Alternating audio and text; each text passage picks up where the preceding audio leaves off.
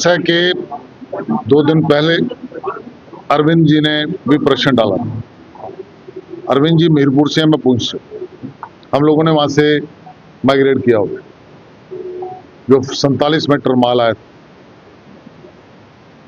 तो हम बार बार कह रहे हैं कि जो सर्टिफिकेट ST2 है वो इथनिसिटी के ऊपर है, रेस के ऊपर है, कलान के ऊपर है, कुंबे के ऊपर है, लैंग्वेज के ऊपर है। तो फिर जो लोग पहाड़ी लोग नीचे रह रहे, कहीं भी रह रहे हैं, कह रहे हैं एरिया इज नॉट कर, जहीं मर्जी रह रहे हो जम्मू कश्मीर, उसको सर्टिफिकेट क्यों नहीं इशू करते हैं ST2 का? जबकि ST1 जिसमें गुज्जर आता है उनको पूरे प्रदेश में इशू कर देते हैं सर्टिफिकेट, वो भी तो इथनिसिटी बेस है। ये सरकार पहाड़ियों के साथ इनजस्टिस कर रही है। बार बार कह रहे हैं कि पूरे प्रदेश में इशू कहाँ हो रहा है? अरविंद जी ने अप्लाई किया हुआ 1 साल से, यही तो हम पूछ रहे थे। मैडम को इसकी नॉलेज ही नहीं है। सरकार गुमराह कर रही है, सरकार को कोई फील्ड का नहीं पता। ये अपने घरों में बैठ के सरकारें चला रहे हैं। लोगों की क्या समस्या है, क्या प्रॉब्लम है, लोगों ने इनको किस लिए चुना था, इनको पता ही नहीं। वो कह रहे हैं ये ST1 से काटा। ये तो 10% जो ST2 रिजर्वेशन मार्च 2024 को दी गई, जिसमें 4 ग्रुप इंक्लूड किए गए, वो गदा ब्राह्मण था, कोली था, पाडरी ट्राइब था और पहाड़ी इथनिसिटी थी। उनको रेस के ऊपर मिल रही है, उनकी रेस है, उनकी लैंग्वेज है। पर जो पहाड़ी बाकियों को मिल रही है, जो पहाड़ी इथनिसिटी के लोग हैं जो पूरे प्रदेश में रहते हैं उनको नहीं मिल रही। और जो कश्मीरी लोग, जिसमें MLA जान है, ये कश्मीर से माइग्रेट करके आए, पुंछ में रह रहे, ये पहाड़ी बन के बैठ गए हुए, इनकी रेस कहां से आ गई वहां पहाड़ी? जो एक्ट कह रहा है, जो रूल कह रहा है, वो इथनिसिटी बेस कह रहा है। इस कारण सरकार लगातार कहती नहीं इशू हो रहा है, इनको पता ही नहीं कि तहसीलदार नीचे सुन ही नहीं रहा। मैंने कहा ना DC को बुलाओ, पूछो कितने सर्टिफिकेट इश्यू का। हमारे पास जवाब है 0 सर्टिफिकेट, पेंडिंग ही नहीं बता रहे हो। हजारों लोगों ने अप्लाई किया हुआ है, हमारे MLA साहब ने अप्लाई किया हुआ है, साल से इनका नहीं इशू कर रहे। सरकार मिसलीड कर रही है। विधायक ठीक कह रहे हैं आप, सरकार लोगों के लिए बनती है, ये तो अपने धंधे में लगे हुए हैं। मैं बार बार माइनिंग के लिए भी इसलिए बोलता था, सरकार कहीं और ही लगी हुई है। सरकार लोगों की समस्याओं को हल नहीं करना चाहती, इंटेंशनली नहीं करना चाहती, और उनको नॉलेज भी नहीं है। मुझे ऐसे लगता है जैसे वो जवाब दे रही थी। डेलिब्रेट अटेम्प्ट है कि जहां पर BJP का होल्ड लगता है वहां पर डिस्कस किया। बिल्कुल आप ठीक कह रहे हैं, ये इंटेंशनली कर रहे हैं। जब एक्ट सबको अलाउ कर रहा है और यहाँ ये जवाब देते हैं कि नहीं पूरे स्टेट में ये सर्टिफिकेट इशू हो रहे हैं, पर ग्राउंड में जाओ तो कहीं इशू नहीं हो रहे। ये सरकार की क्रेडिबिलिटी भी कहीं ना कहीं घेरे में आती है।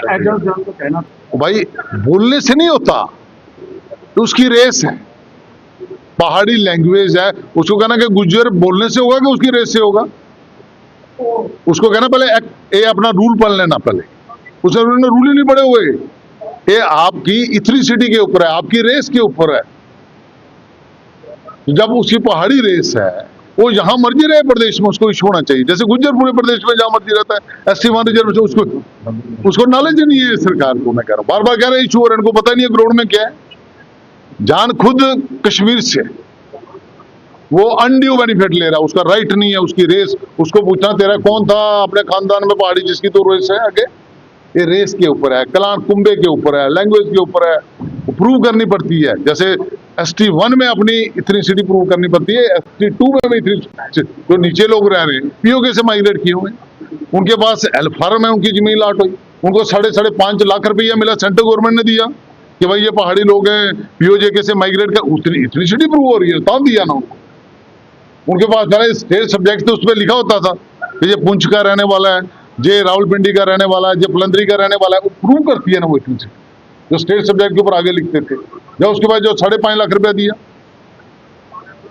एल फार्म दिया, उन्होंने एल फार्म दिया कि भाई आप वहां से माइग्रेट किए, आपको जम्मू कश्मीर में यहाँ जमीन दे रही है, परमानेंट दे रही है। ये सारे डॉक्यूमेंट प्रूव करते हैं ये पहाड़ी। हल क्या है? सरकार गुमराह कर रही है, और सरकार मुझे लगता है बायस्ड है और इंटेंशनली जम्मू के लोगों के साथ, पहाड़ी कम्युनिटी के साथ इनजस्टिस कर रही है।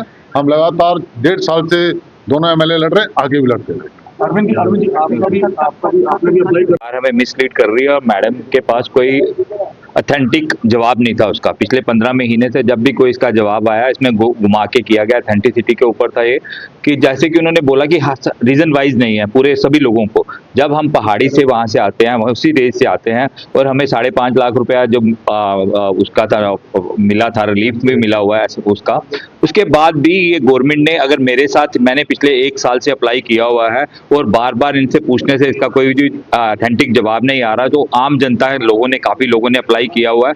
मैंने कल एक अनस्टार क्वेश्चन पूछा था, उसमें इन्होंने डिटेल भेजी थी कि जम्मू में कोई भी केस पेंडिंग नहीं है।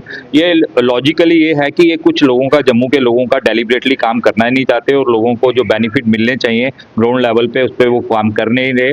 और मैडम ने जो जवाब दिया, मैडम के पास कोई होमवर्क नहीं है, इसके बारे में कोई प्रॉपरली जवाब नहीं है।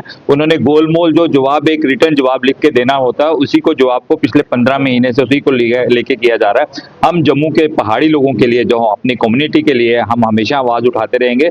आज चौथी बार सेशन में भी आवाज़ उठाई है, हम आगे भी उस सेशन में आवाज़ उठाएंगे। अगर कहीं पे हमें धरना भी देना पड़ा इस चीज़ के लिए, हम सड़कों पे बीच में लोगों के साथ बीच में आएंगे।